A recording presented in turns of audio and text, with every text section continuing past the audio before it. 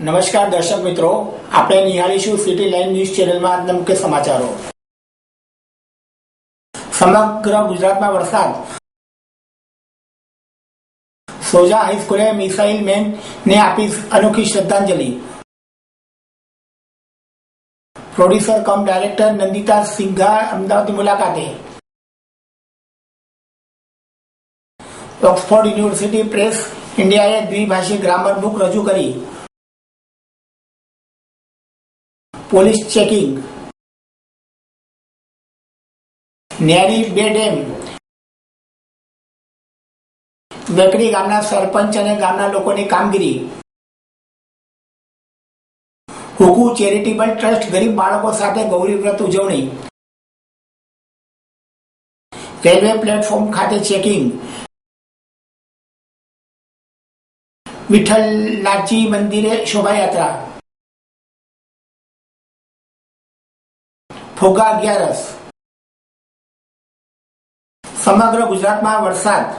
ગોંડલમાં ગઈકાલે આખી રાત વરસાદની વધઘટ અને ચાલુ બંધ વચ્ચે ધીમી ધારે સવારે સુધીમાં 38 મિલીમીટર વરસાદ પડ્યો હતો, જ્યારે સતત શરૂ રહેલ ધીમી ધારની મેઘ સવારી દરમિયાન બપોરના 12 વાગ્યા સુધી ગોંડલમાં 26 મિલીમીટર વરસાદ પડ્યો હતો. ટોટલ 12 કલાકમાં 64 મિલીમીટર વરસાદ પડ્યો હતો. આ સાથે પવનની તેજ ગતિ જોવા મળી હતી. સોજા હાઈસ્કૂલે મિસાઇલ મેન ને આપી અનોખી શ્રદ્ધાંજલિ. કલોલ તાલુકાની લબ્ધ પ્રતિષ્ઠિત શૈક્ષણિક સંસ્થા શેઠ એચ.એમ. સાર્વજનિક હાઈસ્કૂલ સોજાના ઉપક્રમે આજરોજ ભારતના ભૂતપૂર્વ રાષ્ટ્રપતિ અને મિસાઇલ મેન તરીકે ખ્યાતનામ ડોક્ટર અબ્દુલ કલામને અનોખી શ્રદ્ધાંજલિ અર્પણ કરવામાં આવી હતી. શાળાની રાહીકો ક્લબ, બાળક ઉર્જા રક્ષણ દળ, રાષ્ટ્રીય સેવા યોજના, એનસીસી, ગણિત વિજ્ઞાન મંડળ અને સ્કાઉટ ગાઈડના બાળકો દ્વારા સ્વયંભૂ શાળા ચાલુ રાખવાનો નિર્ણય કરવામાં આવ્યો હતો. સારસ્વત મિત્રો અને અધ્યેતા ભાઈ બહેનો દ્વારા સ્વર્ગીય કલામને હાર્દિક શ્રદ્ધાંજલિ અને સાચી પ્રતિજ્ઞાંજલિ અર્પણ કરવા તેમજ તેમના અમર તત્વને આજીવન ચિરૈયું પ્રસ્થાપિત કરવા તેમની યાદમાં એક વટવૃક્ષ રોપવામાં આવ્યું હતું. શાળાની સાયન્સ ક્લબના બાળકોએ સદર વૃક્ષના રક્ષણ, જતન, સંવર્ધન માટે કટિબદ્ધ હોવાની ખાતરી ઉચ્ચારી હતી. શાળાના ગણિત વિજ્ઞાન શિક્ષક શ્રી રાકેશ પ્રજાપતિએ સમર્પિત વૈજ્ઞાનિક ડોક્ટર અબ્દુલ કલામના જીવન વૃત્તાંત અને વિરલ સિદ્ધિઓની રોચક ઝલક રજૂ કરી હતી. વરસતા વરસાદમાં વટવૃક્ષના વાવેતર ઉપરાંત જાહેર શોક સભાનું આયોજન એકંદરે સુંદર, સુવ્યવસ્થિત, અનુકરણીય, આવકારી અને પ્રશંસનીય બની રહ્યું હતું. પ્રોડ્યુસર કમ ડાયરેક્ટર નંદિતા સિંઘા અમદાવાદની મુલાકાતે. ગુજરાતી ફિલ્મમાં ટેકનોલોજીનો ઉપયોગ થતો નથી તેમ ડાયરેક્ટર કમ પ્રોડ્યુસર નંદિતા સિંઘાએ જણાવ્યું હતું કે ટેકનોલોજી નિષ્ણાંત અને હિન્દી તેમજ ગુજરાતી ફિલ્મો બનાવનાર તેની બર્થડે નિમિત્તે અમદાવાદ આવ્યા હતા અને જીટીયુના વિદ્યાર્થીઓ સાથે ચર્ચા કરી હતી. તેઓએ જણાવ્યું હતું કે આજે ગુજરાતી ફિલ્મને ઉગારવાની જરૂર છે. ગુજરાતી કલાકાર જે બોલિવૂડ તરફ વળી ગયા છે તેમને ફરીથી ગુજરાતી ફિલ્મોમાં લાવવા જરૂર છે. ગુજરાતી ફિલ્મોમાં ટેકનોલોજીની જરૂરિયાત પ્રમાણે ઉપયોગ થતો નથી. આજની યુવા પેઢીને એક નવી દિશાની જરૂર છે. અમે યુવા ધનની પ્રતિભાને પારખીને તેમને તાલીમ આપી અમારા ફિલ્મ અને પ્રોજેક્ટ પર કામમાં લઈશું. આજે તેઓએ ટ્રેડ ગુજરાતી ફિલ્મ લોન્ચ કરી હતી. તે પ્રથમ બોલિવૂડમાં, ત્યારબાદ બોલિવૂડમાં આવશે. તેઓએ ઉમેર્યું હતું કે જો હું ટેકનોલોજી ક્ષેત્રે સફળ થઈ ગયો છું તો ફિલ્મોમાં કેમ નહીં? હું ગુજરાતી ભાષા શીખી રહી છું. ઓક્સફોર્ડ યુનિવર્સિટી પ્રેસ ઇન્ડિયાએ દ્વિભાષી ગ્રામર બુક રજૂ કરી. દુનિયાના વિશાળ યુનિવર્સિટી પ્રેસ ઓક્સફર્ડ દ્વારા અમદાવાદમાં આયોજિત એક કાર્યક્રમમાં English grammar just for you English Gujarati પુસ્તક રજૂ કર્યું હતું. આ પ્રસંગે શેઠ સીએન વિદ્યાલયના ડિરેક્ટર ટીજે પુરાણી ઉપસ્થિત રહ્યા હતા અને કાર્યક્રમને શોભાવ્યો હતો. રાજીવન કરાલ લિખિત English grammar just for you એક સ્વદેશી એવી પ્રથમ ગ્રામર સિરીઝ છે જે ખાસ અંગ્રેજી શીખતા લોકો માટે, શિક્ષકો, ટ્રાન્સલેટર્સ અને જનરલ રીડર્સ માટે કમ્પાઇલ કરવામાં આવી છે. જેઓ ઇંગ્લિશ પર ખાસું પ્રભુત્વ નથી ધરાવતા તેઓને તેમની રાજ્ય ભાષા મદદથી અંગ્રેજી ગ્રામર શીખવા મળે એ પ્રકારના પુસ્તકની લાંબા સમયથી માંગ હતી, તે પૂરી કરવામાં આવી છે.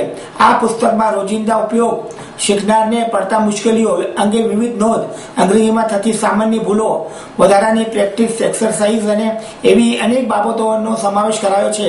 વલ્લભ વિદ્યાનગરના H M. Patel institute of English training અને રિસર્ચના પૂર્વ ડિરેક્ટર ડોક્ટર રાજેન્દ્રસિંહ જાડેજાએ આ પુસ્તકનો અનુવાદ કર્યો હતો. આ પ્રસંગે ઓક્સફર્ડ યુનિવર્સિટી પ્રેસ ઇન્ડિયાના મેનેજિંગ ડિરેક્ટર રંજન કૌલે કહ્યું હતું કે મને આનંદ છે કે ઓક્સફર્ડ યુનિવર્સિટી પ્રેસ ઇન્ડિયાએ ઇંગ્લિશ ગ્રામર બુક પ્રકાશિત કરી છે જે દ્વિભાષી લર્નરની આવશ્યકતા પૂરી કરશે. મને વિશ્વાસ છે કે આ પુસ્તકના ઇંગ્લિશ ગુજરાતી વર્ઝનથી જેઓની માતૃભાષા ગુજરાતી છે તેઓ પણ અંગ્રેજી ભાષા પર પોતાનું પ્રભુત્વ વધારી શકશે. ELT પોર્ટફોલિયોમાં OPUમાં થયેલા ટાઇટલના ઉમેરાથી જે વધુ વૃદ્ધિ થયો છે. English grammar just for you સિરીઝના એડિટર રાજીવ કરાલે કહ્યું હતું કે ઇંગ્લિશ ગ્રામર જસ્ટ ફોર યુના દ્વિભાષી વર્ઝન ખાસ કરીને એલિમેન્ટરી અને પ્રી ઇન્ટરમીડિયેટ ઇન્ડિયન લર્નર્સ માટે તૈયાર કરાયું છે. જે લોકો અંગ્રેજી પર પ્રભુત્વ ઓછું ધરાવે છે તેમને એ મદદરૂપ થશે અને તેમની માતૃભાષામાં તે શીખવા તક મળશે.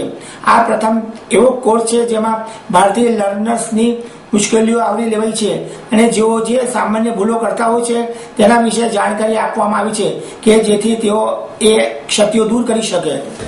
I'm Rajivan Karal.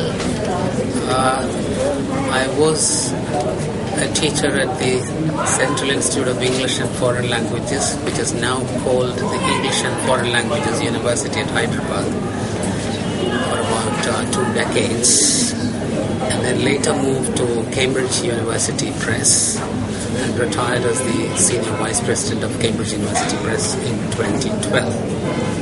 Ever since then, I've been a consultant to Oxford University Press.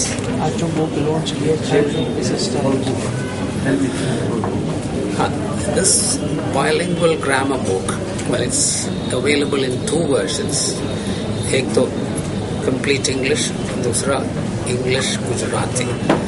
English Gujarati is meant for students from smaller towns, villages, जहाँ उनके पास इंग्लिश नहीं है और इंग्लिश सीखना चाहते हैं, इंग्लिश ग्रामर सीखना चाहते हैं, लेकिन उतना इंग्लिश उनके पास नहीं है, तो through Gujarati they can learn this grammar. Police checking. પંજાબમાં આતંકી હુમલો કરવામાં આવતા દેશભરમાં ભારે ઉહાપો મચી ગયો છે.